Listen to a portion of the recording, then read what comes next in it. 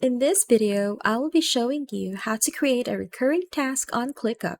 ClickUp's recurring task feature offers a powerful solution to automate repetitive tasks and streamline your workflow.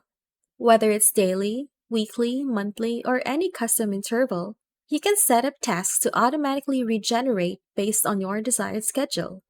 This ensures that important tasks never slip through the cracks, saving you time and effort. To create a recurring task in ClickUp, follow these steps. Click the calendar icon to open the due date modal. If a due date is already set, click the due date instead. From the lower left of the modal, click Set Recurring. Choose a date on the calendar or enter it into the due date field. You can also specify a time for the recurring task from the Add Time field. Select your recurrence schedule. Choose when the task should recur.